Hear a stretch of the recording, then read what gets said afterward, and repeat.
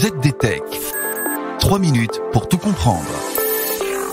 Bonjour à tous et bienvenue dans le ZDTech, le podcast quotidien de la rédaction de ZDNet. Je m'appelle Guillaume Serriès et aujourd'hui je vous explique comment l'informatique quantique commence à changer les métiers de la banque, de la pharmacie ou encore de la conception des batteries électriques.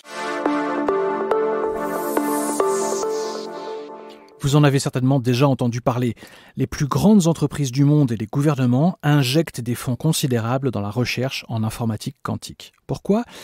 Pas question de vous expliquer ici en 3 minutes le concept d'informatique quantique. Nous verrons cela une autre fois. Sachez simplement que les ordinateurs quantiques peuvent réaliser en quelques minutes certains calculs qui prendraient des années, voire des siècles, au système informatique classique. Et voici 3 exemples qui montrent que si l'on en est encore à l'aube de cette nouvelle ère, cette technologie change déjà la donne.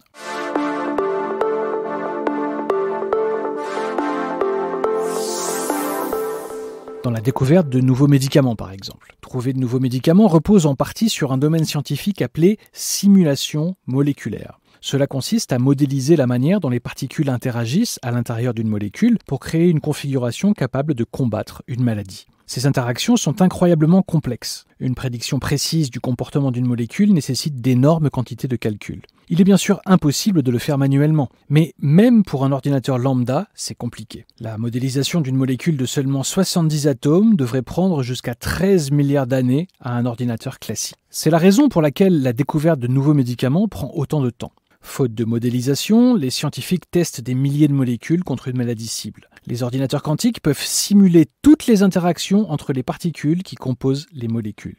De quoi trouver plus rapidement des médicaments efficaces. Début 2021, le laboratoire suisse Roche a annoncé un partenariat avec Cambridge Quantum Computing pour entamer des recherches sur la maladie d'Alzheimer.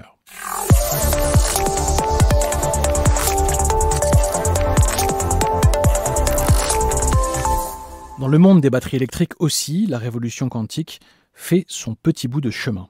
La recherche de meilleures propriétés pour construire des batteries de demain commence aujourd'hui et là aussi, il s'agit de simulation moléculaire. Cette fois, il s'agit de modéliser le comportement des molécules pour trouver de nouveaux matériaux de batterie. Le constructeur automobile allemand Daimler travaille sur des batteries au lithium-soufre plus performantes, plus durables et moins coûteuses que les batteries au lithium-ion actuelles. Enfin, dans le monde de la banque et de la finance, l'informatique quantique met aussi le pied dans la porte. Elle pourrait révolutionner une procédure connue sous le nom de méthode de Monte-Carlo. La méthode de Monte-Carlo consiste à fixer le prix des actifs financiers en fonction de l'évolution dans le temps du prix d'autres actifs comme celui des actions, des devises ou encore des matières premières. La procédure se résume donc à prédire l'évolution du marché à grand renfort de volumes extravagants de données et de calculs surpuissants. Les ordinateurs quantiques pourraient accélérer jusqu'à 1000 fois les calculs de la méthode de Monte-Carlo selon des recherches menées par les banques Goldman Sachs et JP Morgan. Les ingénieurs de Goldman Sachs ont déjà modifié leur algorithme pour pouvoir exécuter la simulation de Monte-Carlo sur de matériel quantique qui pourrait être disponible d'ici à 5 ans. Et voilà, normalement on a fait le tour du sujet. Pour en savoir plus, rendez-vous sur zdnet.fr et retrouvez tous les jours un nouvel épisode du ZDTech sur vos plateformes de podcast préférées. ZDTech. 3 minutes pour tout comprendre.